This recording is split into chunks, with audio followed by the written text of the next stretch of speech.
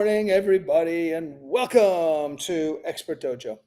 This is the beginning of the week. What happens at the beginning of the week? We focus on growth. So I got a great guest who's going to join us this morning. He's going to be Mukul over at LifeChart, fantastic company that we made an investment into ourselves. As always, at the beginning, I'm going to talk to you about things that either our founders, the companies that we have invested money into, but are now growing and doing everything they can. I'm going to talk to you about what they've been doing that's been working for the past week. So this is really important. This is in the moment growth hacking that founders that are building billion-dollar companies are actually implementing and is working. And then I'm also going to talk to you about experiences that I personally, Brian at Expert Dojo, went through last week. And then if we're lucky, we'll have one of our wonderful founders who's going to come in and talk about why they are going through life-changing growth. Okay. So first of all, it's Monday morning. We're at the beginning of November. What does that mean? It means you've got to be fast, like really fast, because we're 15 seconds away from being at Thanksgiving and then another 15 seconds away from being at the holidays, whatever your personal holidays is. It doesn't really matter because the world stops. They stop and the holiday parties begin. So unless you're in the alcohol or food and beverage industry, your business is going to start falling back. Not only that, to make it worse, you also have decision-making stops as well, because people are like, I've already made my decisions for next year, or I'm going to make them in January, February, at the beginning of next year. Both of those things are bad news for companies. What does that normally mean that most founders will do? Most people will back off and they'll take it easy. What are we doing at Expert Dojo? We're going harder than we've ever gone before. Why are we doing that? Because everybody else is backing off. This is the perfect time. Remember, it's no different than buying property or making good investments. You buy when everybody else is leaving, right? You go harder when everybody else is more afraid. Right now, we have an election coming up in a couple of days. Fear. We have an economy which I kind of feel has been in recession for the last 2 or 3 years. Irrespective of what anybody else feels, fear. We have holidays which are coming up, fear. We have conversion on digital marketing, maybe the worst it's been for a long time ago, fear, right? So what you have to do is use this to be able to bust through. Remember, every single person listening to this is an early stage company at pre-seed, seed, or maybe at your A round. That means that the people that you're competing against are the biggest, the baddest, the strongest in the industry. You are fighting against Goliath. And you, my friends, are David. And as David, you want disruption in the economy. You don't want an amazing economy, even though you feel intuitively like you do. So the moment we're in right now is your moment of maximum attack. So I want to hit a couple of things. Number one, what I did last week. And then number two, and then cool, we're going to bring Mukul in a couple of seconds. So number two, then I'm going to run through like what some of our founders did. So I spent the week doing two things. One, building relationships with our limited partner that we have at Expert Dojo. Remember, your current customers are the most important people that you have. What happens is the busier you get, the more things that you're doing, the more you don't have time for that. And you start moving on to the new customers. As an early stage founder, you have to be absolutely obsessive about your relationships with customers, clients, partners, whoever it is that's driving the revenue. For me, that's easy because we're friends. We've become friends because of my attitude towards him and because of his attitude towards me and us. And that's meant that we've been able to do $23 million invested in early stage founders, while most other funds spend all of their time desperately looking for new limited partners, right? Which is smarter? The answer is both, okay? And so if you are not focusing on your existing customers in an obsessive way, got to fix that bad boy. I'm telling you, my way and doing it like this is the path and the glory. The other thing that I did was, for the last 2 or 3 weeks, I've spent going from Malta to build relationships with the Maltese government, which is resulting in us creating a huge event in partnership with them. So even though it was a 19-hour trip, you got to make the trip, boys and girls, because otherwise that stuff is not going to come to you. I also went over to Vegas to a really great mansion, which is owned by a fellow called Michael Turpin.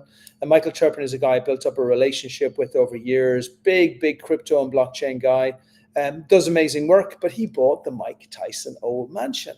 Now, I knew that would draw a lot of really powerful people to it, and it did. It was a small conference, not a lot of people, maybe 150 people maximum at the conference. What does that mean? Is a 150 person conference better than a 3,000 person conference or a 30,000 person conference? Yes, it is, if those 150 people are people that are valuable to you. And they were hugely valuable to me. So take care of your customers. You gotta do that. I mean, love them. I mean, stalk them. I mean, stand outside of their house.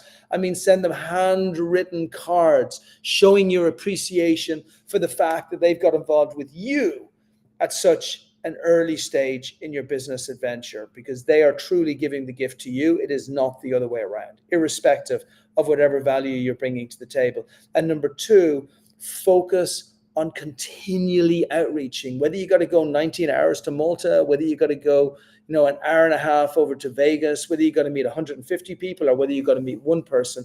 Everything is based on ROI and how you can do it, but you have to remain aggressive. If you don't have any money, no problem. That's why they made the Greyhound bus tour. So you can just go wherever you want to go to. There is no reason. I could tell you stories about places that I've slept and it would make your eyes water, but you have to take on that attitude yourself. Okay, so that's that side of it. Now I want to talk to you about what some of our companies are doing and how they're like blitzing through. One of our companies, I won't mention their name, but they've gone from $1 million in revenue 3 years ago, to $9 million last year, to $25 million this year. And that is all net revenue, not gross revenue. That means that is revenue that is coming through to them, pre-expenses, but it's not marketplace revenue. How have they done this? By being ridiculously aggressive. And I'm going to give you 2 examples, and then I'm going to bring Mukul up, and we're going to have like a really cool conversation about what he's doing to build. But they've done 2 things. The first thing they did was they built out an SDR team themselves. They realized, and that is a sales development relationship team, I think. But anyway, it's just boys and girls who are doing cold calls, picking up the phone. Hey, and they're using a dialer. So using something like Kixi or another type of dialer, where they make the phone call, boom, boom, boom, boom. And by the way, that was exactly the same as what North did, where they created, it used to be called Deep Whale, changed to North, amazing rebrand. But they went from zero to $190,000 a month in 9 months. Okay, net revenue again. What do you think they're going to be hitting by May next year? $350,000, $400,000 a month. Not bad, eh? From zero to a Series A within 18 months. That's the goal today. That's the opportunity for you. Both of them did the same thing. Cold call, cold call, cold call, cold call. Matt from North would say to me, and by the way, he did the calls at the beginning himself. Cold calls, not relationship calls, not receiving them in, cold calls. He would do 75 calls using a predictive dialer every single day, including Saturdays, before he started his day. How many other founders do that? Nobody, right? I don't even do that. I suck. I'm a wussy too. Stop being a wussy. Go and start doing cold calling. It needs to be done. Emailing is not working the way it used to. Cold calling is really good. Anyway, so they both gone like this. And so right now, kind of in my area of love, I am thinking cold calling in a huge way. I'm also backing into branding and repositioning. I have another company where we didn't invest in them at the beginning, but I love the guy and I love what it's built. And just that journey through Horizon 1 took a little bit too long, where they're drained on too many levels. So we're going to restart the company. Different company name, different brand, different everything. Same initial idea, product, but evolved learning. The brand and the messaging is everything. There are products that are hot and there are products that are not. If you are not in the hot product bucket, either with your customers or with funders, sometimes you got to take a little step back and say, what do I need to change? And I'm going to make one final analogy that I want to pull around all of this before bringing Mukul in. It's an engine. That's all it is. It's an engine in a car. And you know, the only problem is you're not a mechanic, but you're pretty good with your hands and you're learning how to be a mechanic. And you know, inside that engine, you have products, which might be the most perfect product stroke engine in the world, or it may not be. It might be a Jaguar or a Porsche, or it might be a Aeroflot airline from, I think it was from Russia back in the day, right? So you don't know what your engine's going to be like, but you're trying to find out. And the only way to find out is by working on your ideal customer profile and making sure that that's the customer that you're going after. And then you have all of these little components in your engine, which are all of the channels that you're going to outreach on. So if you're not doing cold calling, how do you know that you're checking every single part of the engine to make sure it works? And then your brand and your messaging inside the engine, that's just as important. Like we saw what Liquid Death did with their brand. They crushed it, and they only use brand as a tool, and then everything else follows brand on top of that. And then after that, it's like, can you create epic events, epic productions, something that gives you a little bit of a turbo, something that pushes you up faster than just as you're growing through, right? That's what you need to be looking at every single day. And if the problem with your engine is the quality of your engine, i.e. the quality of your product, that's the bad boy you got to fix. If the problem is that your outreach is not driving enough customers or prospects, that's the problem you got to fix. And if your messaging is not doing the right thing, that's the product you got to fix. And sometimes it really is about mindset and peak performance. And if it's that, then you are the problem that you have to fix. Okay, let me do something. Let me bring a man who I'm very proud of, who's crushing it right now. He's looking good. He's looking strong. His mindset's in a good place. His growth is in a great place. His product's in a killer place. Welcome to the show. Hi, Brian. I'm trying to read. It's been a while, and I miss you, man. But I love reading your updates and seeing what you're doing. What does it say behind you? It says LifeChart, India's first full stack gut wellness brand, built for masses. We need a mirror so that it looks like that forward as well. It's so funny. It reads it backwards there. It's awesome. Listen, it's great to have you here. And as you can tell, there are two types of people who watch this show, right? The first types of person are founders that are just looking for what's hot this week. What have I got to do to be able to drive customers? And that's why you hear me at the beginning saying, look, I just had a ton of companies who are crushing it. Like of the 300 companies that we have, like there are so many companies that are crushing it with outbound cold call sales that it's so weird, but like the old has become the new again. And that's working really well. So I share that. But then the second, and then every week we kind of go through other stuff.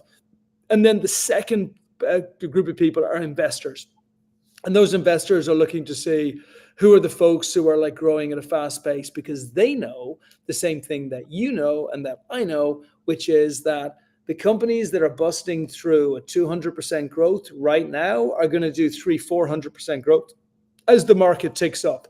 They're the ones they want to invest in because they're the ones that are going to hit $1 million, $2 million, $3 million, $4 million a month in revenue. And that is you, my friend.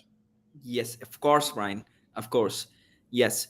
So, Brian, to answer your question that, how do you have to build scale, in this, yeah, you want to say something? No, I'm just going to do one thing first, if I can. Can you just share with everybody why you started LifeChart? Before we talk about what it is, talk to us about what was your impetus? What was the moment that made you realize that like the world needed LifeChart?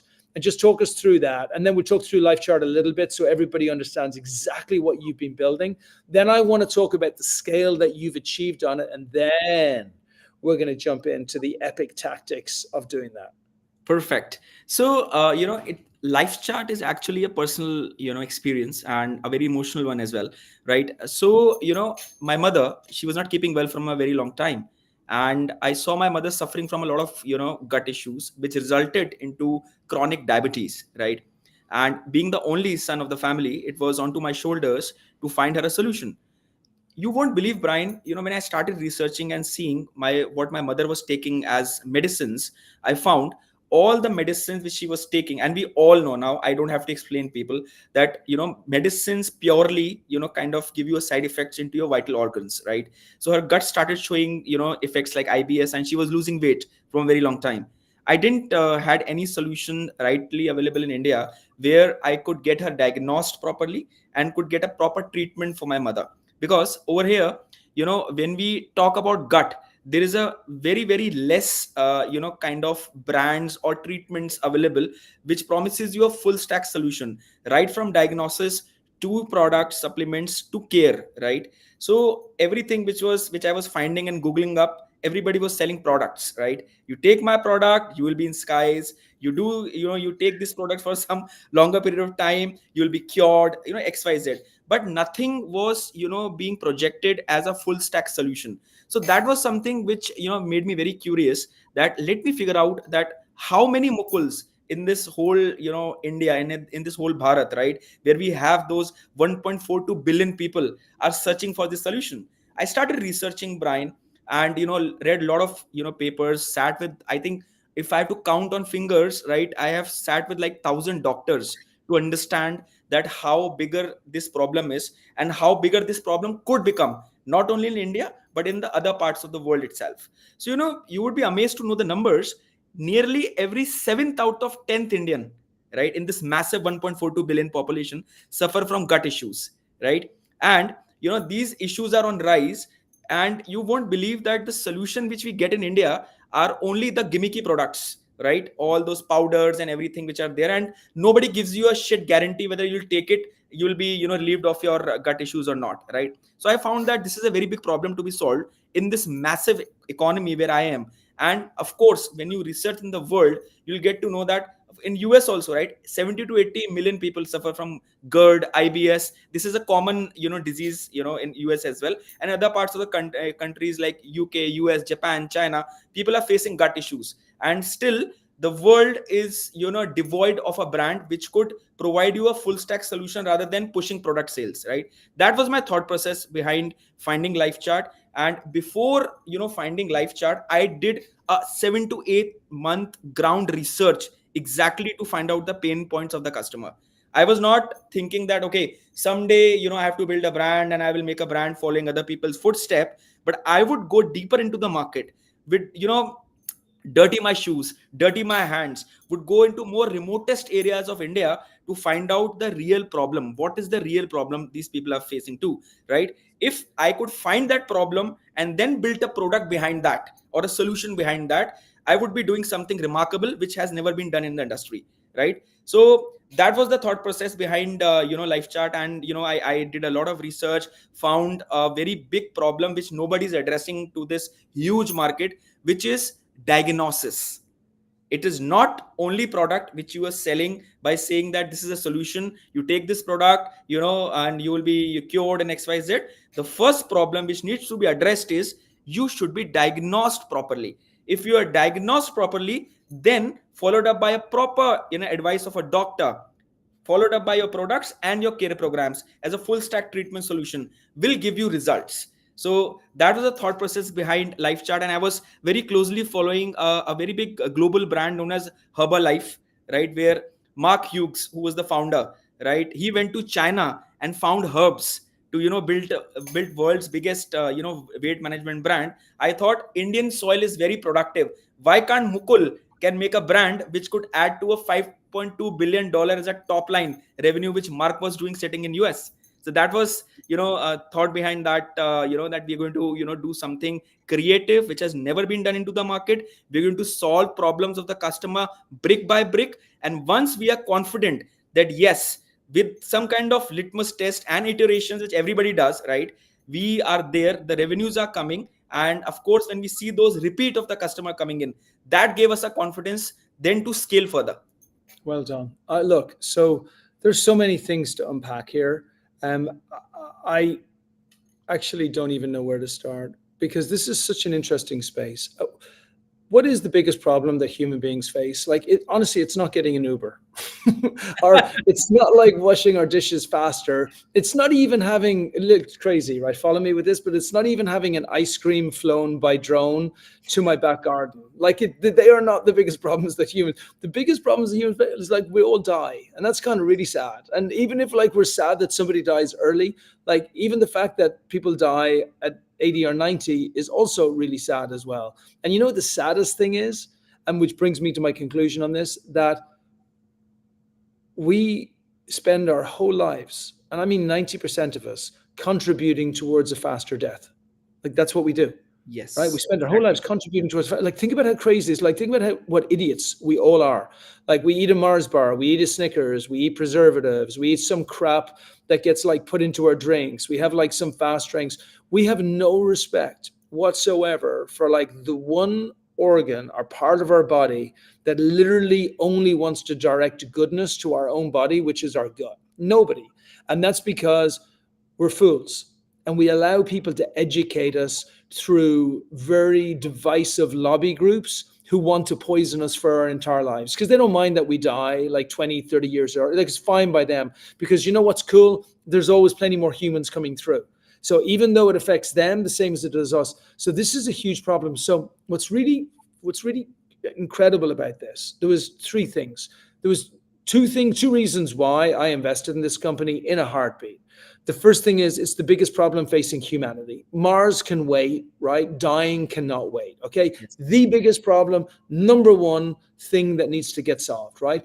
We have the solution for it. We know that the solution is inside the gut. The gut affects everything: cancer, heart disease, every Alzheimer's, every shitty, terrible thing that happens to you in Right. some way can and is normally affected by the gut itself. So what's really awesome here is like I saw this sector and I'm like, yes, easy. So founders, when you're going out there and you're looking for investors, have a problem worth solving. This is a problem worth solving. Number two, I saw in the founder one of the best executors that I was ever going to come across. Mukul is an animal. He's a beast. He's an executor. He will work and do whatever it takes, but not blindly, where he's just continually going in one favor. And what I really like about like even how you're describing how you approach this, you're like, okay, we need to work on the education of the people so we can get those in place. But also, I need to speak to the people. I need to find out how many more of me are out there who've gone through the experience so I can find my ideal customer profile. Because that ideal customer profile leads to those early adopters. And those early adopters leads to the raving fans that are going to love what you're doing. So I think I loved when we invested. I mean, even as I'm watching your growth, I'm like, of course, like he's an amazing executor. The problem is a huge problem to be solved. But I love, even as you're coming in at this and you came at it from an education perspective, you looked for the biggest share of the market. And then you said, how do we educate people so they know this is huge? And then how do we also understand the customer so we know where they are? So after saying all of that, talk to me about some of the initial things you did.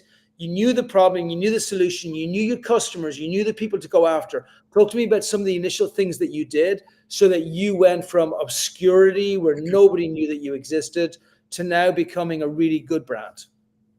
Right. So, Brian, to answer this question again, I'll just talk two things again. You know, me, I am a serial entrepreneur, as you know, right? I have, founded YOLO Bus, which was like, a phenomena into the bus industry in India, and I've got it successfully acquired as well, right? So, there are a couple of learnings which you get from your past startups, and you can't shy away from that, right? So, what I learned in one line was that before expanding into the market, right? In one liner, if you'll ask me, I'll tell you, bite less and chew more, right? It's good for your gut as well, right? Right. So, I was, always thinking that, all the strategies which you have to, initially implement will not be like those showy strategies, those show offs, right? I am being a founder doing XYZ podcast and talking about the products. No, I would shy away from the limelights. I would definitely see what is working for my customers. Now, if I find that perfect recipe, that yes, something like in my process, wherein I saw that healthcare, gut needs a lot of education into the country. Every, you a lot of people, those are suffering for. What are they doing as an immediate solution? Are they living with this problem throughout their lives? Or they are taking those gimmicky products which is promising you all hulalas of the world, right? What are they doing? What happens to this guy's life journey, right? Where does he goes for the solutions? And if I could find one of the first point of interaction with that customer once he feels sick in his gut, and I could build some kind of conversation regarding the customer and me, myself, and my company over there, I would be able to build some kind of reputation in their mind. So very easy hack was WhatsApp. Everybody uses WhatsApp these days, and it's like mass communication system. How do you have to talk to these guys? So initially what we did were, we were recording a couple of doctors education videos about certain diseases, right? Suppose I am solving top 5 disease in India for gut, like constipation. We talk about fatty liver. We talk about IBS, right? We talk about weight management. So these are a couple of diseases we are solving. And what we did was, we recorded a couple of doctors' video when they spoke that why these diseases happen, what could go wrong, to show you the future if you continue living with these diseases, right? So you have to show people the future as well, right? So those WhatsApp groups, forwarded messages, those links, those webinars started getting responses. Like within 2-3 months we started getting inquiries of the customers. They want to know more, right? That was a time when we thought that yes, we are not going to kind of built in some kind of artificial bots which are going to the customers. We built in a sales team that very moment of time, a proper educated telesales team which are going to educate you. We are building a platform kind of an approach where you could connect to the doctors, right? Go and straight away speak to the doctor rather than waiting for you to go to the clinic of the doctor, which is a pain, right? So we developed a platform kind of a thought when we saw the WhatsApp messages started getting responses. So from there, we started building a reputation to the mind of the customers that yes, in this whole crowded market where people are, that is something which I always talk about as my USP is, everybody, those who are busy in selling products, we are selling treatments, right? And you are not a customer, you're a patient to us, right? So that empathy, the approach which we had helped us So out you're in. branding. So I want to unpack a few things here because there's a lot of stuff coming out here. Number one, I actually really, really, really like that phrase of like bite less, chew more, because people are always rushing on to the next thing and the next thing and the next thing. And then you look back and you're like, you had that great contact 6 months ago in that hospital or in that large organization. Like, what did you do? Oh, well, I sent them an email. Nah, you didn't really chew, did you? You just swallowed straight away. So like, actually, that's an amazing piece of advice for early stage founders because everybody's running in so many different directions and so many great opportunities get lost because people need to engage much more to get it done. So when you have gold, you do not let go of that gold. You hold on to it, you grab it, and you make sure nobody else gets it. Number two, I like the WhatsApp. WhatsApp for me is becoming one of the best tools for outbound outreach. But how did you build up your community on WhatsApp? Did you just invite lots of people that you knew and you put them in a group and you started educating the group? Or what did that look like? So we utilize the power of social media, Brian, because I do not follow any trend, Brian, right? What I believe is the most I would say, like, the gold is there in front of you, right? And it is the most simplest trick which you have, and you always ignore that, right? In this world of a lot of technologies and everything, people are following it up. All right, I'll build up an AI bot and it will be very sexy, right? So what I feel is always good things and the solutions are unsexy, right? So what I found very simple was that let us utilize the power of social media, where we are going to talk about, the doctors are going to go live, right? They're going to educate people, right? When you see a doctor face, you start building trust and faith, right? When a doctor comes live and he talks, hey, today's topic which we have taken is, we'll talk about why does fatty liver happens, what are the types of fatty liver, how will your lifestyle change affects that. If you want to know more, click on this button, join our community. So that Facebook, Instagram pages, the meta pages, from zero followers, within 5 months we had 30,000 plus followers. It was On your WhatsApp. on the social media pages, like on Okay, our so Instagram you pages. built up your It blew social away. media. Yes. Yeah. And from that social media pages, we integrated the WhatsApp business, where the community, when they were press the button to know more, they I will like it. self add themselves into the community. And Oh, that's so clever. I like that. Very, very good. Perfect. and So CAC you're was bringing them minimal, in. zero CAC. You're Yeah, beautiful. You're building a Trojan horse, which is the social media, and then you're using that to bring them in. And then as they want more, you then bring them into WhatsApp. Now you have them in a captured environment, which is your environment. You don't have WhatsApp saying, oh, only 10% of people are going to see this post. No, no, no. You got 100% of people that are being connected with you all of the time. Plus, they start engaging with each other. So now everybody is seeing what everybody else is saying, and you control the entire group. It is the closest thing to having your own website. It actually is really having your own website because you control it. While social media is not a good place to build a community because they can change it anytime that they want. Yes. Yes. Brilliant. So to interact with those people, we were sending them lifestyle, kind of changes, some kind of yoga videos, some kind of dietary videos.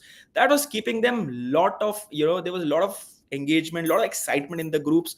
People were trying those diets, people were trying those yogas. They were getting engaged over there. They were getting value out of that groups, right? Then only they will continue in your group, right? Else it is a dead group. So from there, with the community started developing. And you won't believe, I've recently, we are working on our website. All the sales which we are doing at this very moment, right? Mhm. We are driving it through our social media. And the I would not reveal the CAC numbers. We are profitable at CM2 level from last 14-18 months. And this social media, this WhatsApp group, initially at a level where we are a seed stage company, right? We have to think before spending every penny, that what is the revenue which we could get and earn out of spending that penny, right? So that these are all things which I've learned from my past after raising $10 million, right? In my past startup, I've learned all these things, and I'm implementing these things into LifeChart. So these things are very simple, very unsexy, but they will definitely result into profitability. Oh, because you're focusing on the customer. You realize that building a venture backable company is not measured by how much money you raise. That just tells you how much money you owe to people, right? It is measured based on your growth trajectory and the cost of getting that growth and the amount of time people stay with you for that growth. So I love that you're focused on that.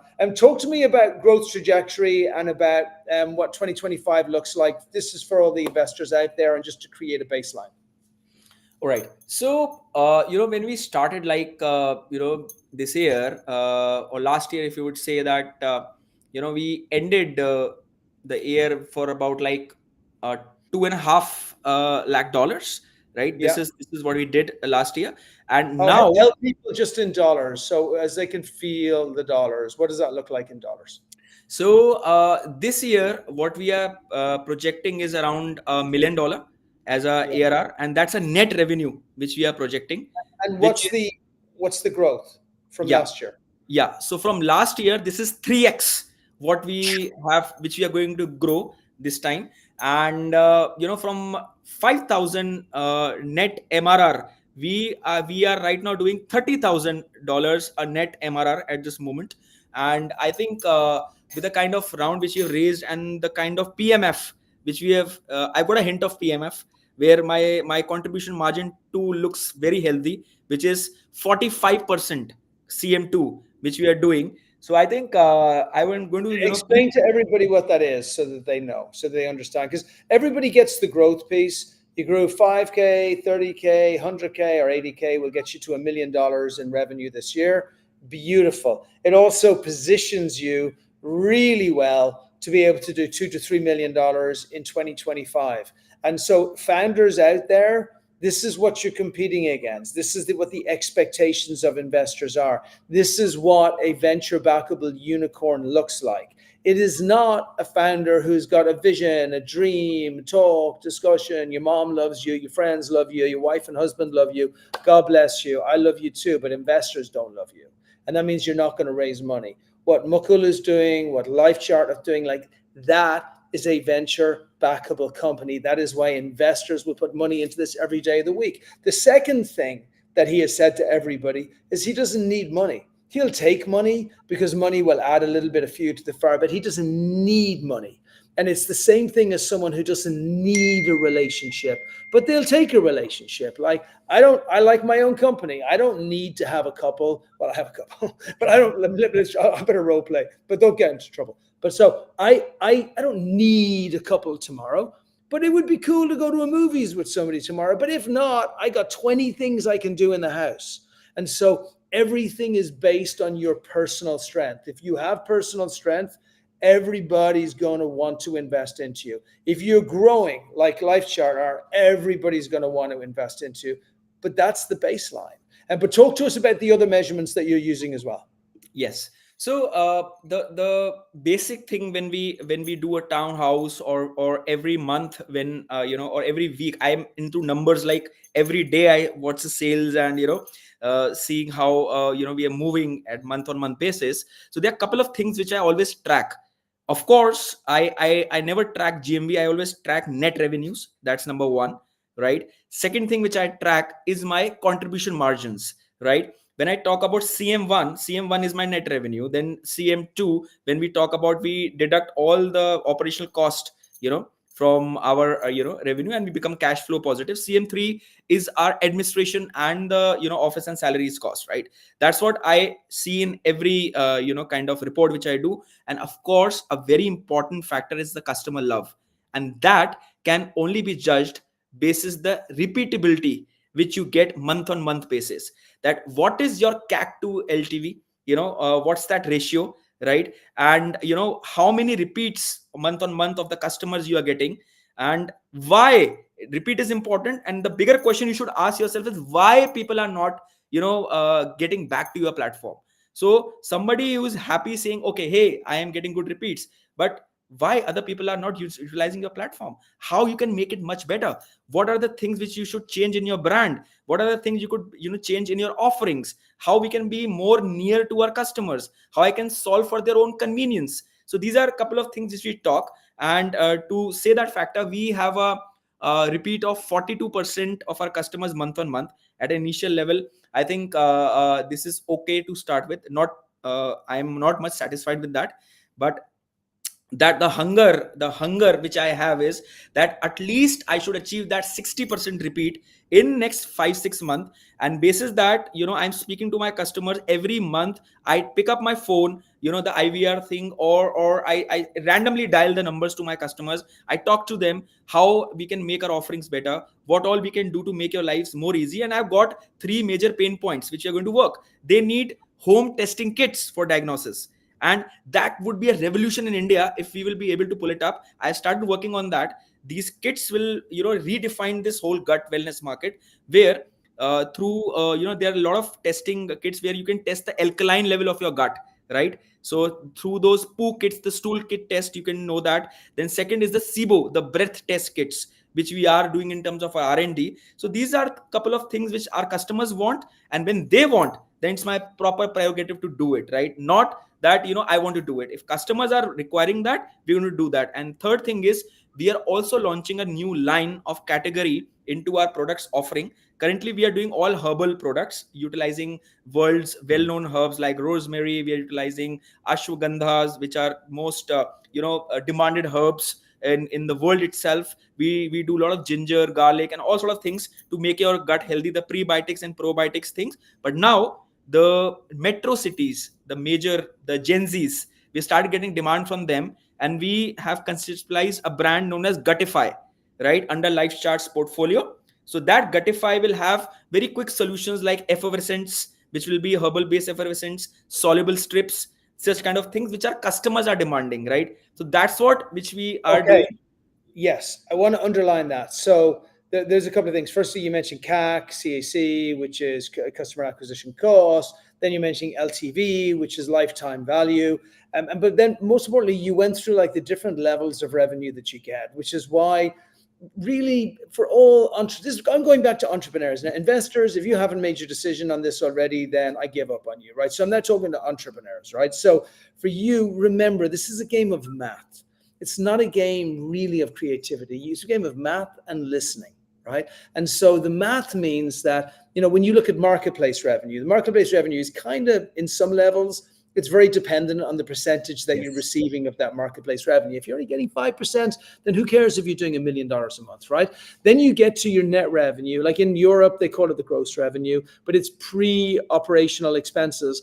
That is kind of a very significant milestone, because if we can show that that's increasing by 2 or 3 times, then we can show that your customer is paying you 2 or 3 times more than the previous year off a good base. And even if your expenses are high, as long as you can look at reducing your expenses afterwards, I don't even mind if you're like in Mukul, he's like a bit of an overachiever, so we're not going to use him as an example. But take me, who's an underachiever.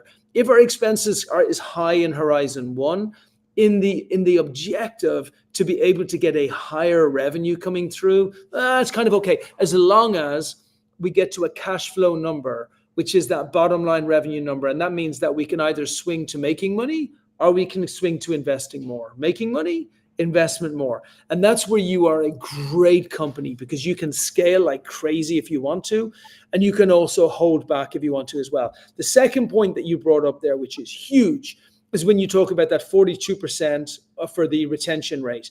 I actually think that's an amazing retention rate. And here's why. In Horizon 1, the only objective that any of us have is to learn about our customer.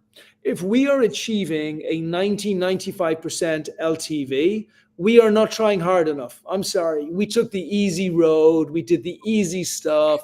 We did it. We are not trying hard enough. We are not experimenting enough with enough new avenues. And the fact that you immediately went from talking about your LTV and wanting to increase, which of course you do, but you immediately went to all of the new product lines that you're doing, what that means is you have major obsession problems with your customers. Like if this was a relationship, somebody would have taken out a restraining order on you by now, because because you must be outside their window, like looking in the window to see what they're doing. So you're doing everything right. You're measuring anything on the marketplace, everything on SaaS, all of the other revenue areas. You're looking at the expenses that it's costing, and then you're looking at all of the different revenue areas that you can add additional products on, so you can test. Friggin' A. It wasn't even a question. It was just you're awesome. This is, I just, Brian. man, I just wish people, Yeah. people would listen to this. I just like, so many founders get stuck in this silly Silicon Valley mindset of, yeah, I'm just going to raise money and I'm doing really well because I'm raising money. And it's so incorrect. What you're doing is entirely 100% the correct thing to do. It's the only thing to do. You focus on your customer, you build amazing products, and then afterwards you start to measure the impact that your product is having on gut health. You're going to be able to say very simply, human beings that come with us will live. And it's not just that they'll live longer, they'll live better for an extra X amount of years. It's not that my mom or dad are going to live for till they're 85 or 90. It's that my mom and dad are not going to be looking like idiots sitting in a chair, not able to think between 70 and 90. It's all of it, right? And so that's the next piece. So talk to us about going forward. I love your tactics on WhatsApp and how you use social to build up WhatsApp, and how you use education to like bring people in with a Trojan horse into the WhatsApp as well. I love your focus on the numbers. I would love to know, like, what's going to be happening now going forward. How do you take this from the $1 million a year in revenue? How do you take it up to the $3, $5, $10 million a year in revenue? And what does the timeline look for that? And maybe some of the other tactics as well. Sure. So Brian, with these experiments which we have done in past, we have realized that the biggest pain point in India at this moment is getting your gut diagnosed, right? And second thing is, the biggest problem which we are solving is like 70% of Indians suffer from gut issues. That's the biggest problem, right? And on top of it, why people are not a brand loyalist in this space, because they are not getting results. Why they are not getting results is they are not getting diagnosed properly. So what we're going to do is, in next phase of growth, we are going to emerge like a brand which is very serious in terms of your making your gut cure and making you live your life peacefully, nourishing you from within, right? And how's that going to happen?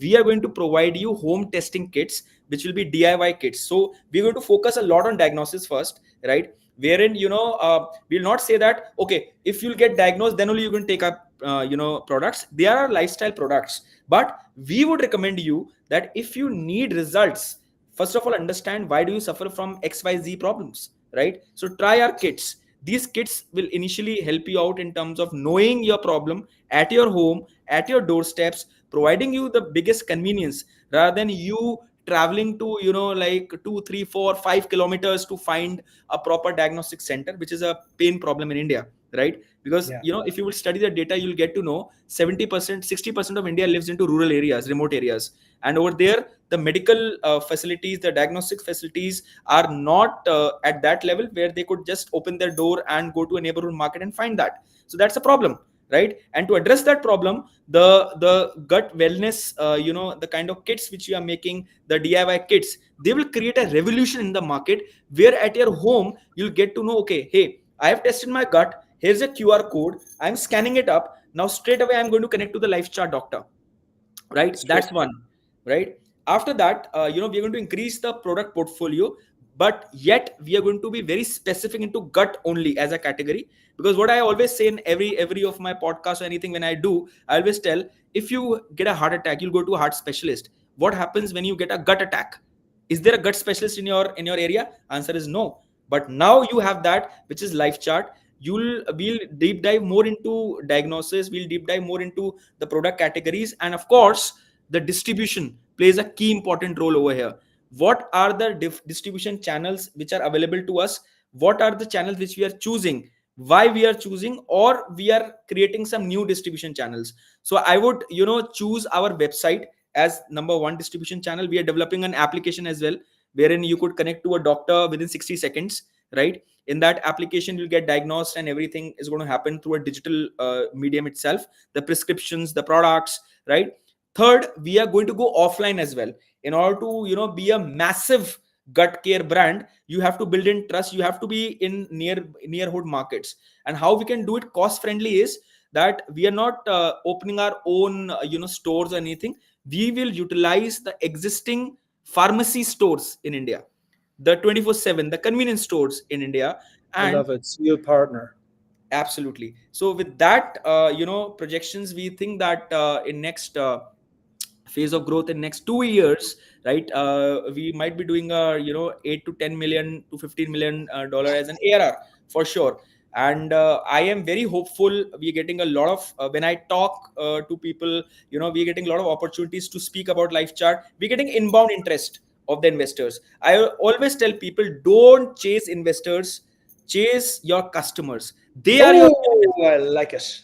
customers are your investors, right? If you hear to them, right, they are investing in you, right? If you kind of satisfy them, right, everything is going to fall in place. Follow your customers, make them happy, build a brand which lasts forever. Because I would not boast anything, but in last 3 years we all have seen those all XYZ combinators companies opened up and shut down in 2 years, right? we We are the have, cockroaches we are the because they cockroaches go on. Sorry, go on, Mukul. You we finish are the this. cockroaches. We were waiting for the eureka moments, because we as startups, as serial entrepreneurs, have seen how to survive in this winter, right? We have not even survived, we have thrived after chasing consumers, after chasing our customers. We never chase investment, we are never chasing investments again in coming future. What we are chasing is the customer love, the customer satisfaction. And once we are there at that level, investors will chase us. That's Oh, what it's so, we want to so build. beautiful. It's so beautiful. Look, investors are false gods, period. I'm an investor. Every investor is a false god. There's no difference. If an investor comes in and can add some value into it, wonderful, right? But that's not, that is so far down. Look, I'm not even going to underline it. You said it so eloquently that I love it. And any investor that's watching, that's not thinking about putting money into LifeChart, again, I give up. On any founders that haven't realized after listening to this live stream that you need to spend every minute of every day building obsessive relationships with your customers and understand their deepest, darkest fear and need so that you can speak with this. Again, you're missing something. I promise you, this isn't just like thriving in 2025. This is surviving. You won't make it through unless you're this focused on your customer and building product that they really need. And then watch the world open up as this happens, because this isn't an India problem. This is a global problem.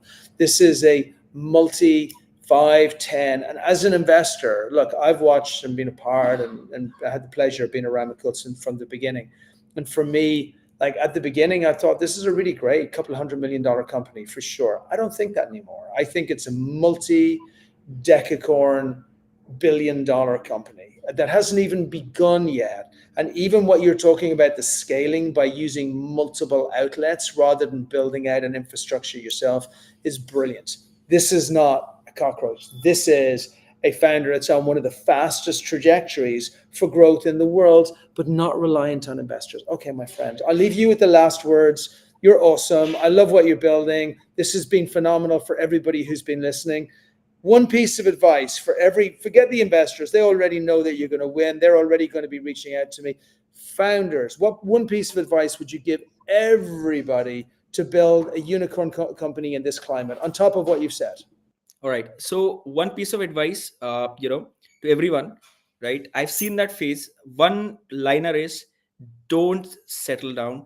Never become comfortable in your life. At times you raise money, you think I'm on the top of the world, right? You're doing fantabulous stuff. Don't get settled. If you get settled, if you get comfortable, my friend, you are already on disaster. Always challenge yourself, always put yourself in fire and see what you could become in coming future. Never ever settle down for anything, right? Always be hungry, be foolish, right? And of course be uncomfortable in life. If you're doing that, man, you're taking care of your health, you're taking care of your company, you're taking care of your customers, you're taking care of investors in the end, right? Never ever settle and never become comfortable. And with this, I would just kind of recall one thing which I was always thinking to tell Brian. It was in 2021 when I met Brian. It was just an online session, and with a piece of paper, I never had any deck, I never had any thought, just a piece of tissue paper. I wrote my idea, showed to Brian, and within 15 minutes he invested. This is the kind of investor you should choose, man. In you, because you're a stone cold killer. That's why. In you. And was I wrong? I was not. That's why I look like a happy investor. And that's also why we're opening up in India. And I'm going to see you over there when I get there. But listen, congratulations on everything you've done. Investors, you know how to get in touch with us. Brian at Expert Dojo. I will refer you straight over. Founders, listen and learn from the maestro. That's a wrap.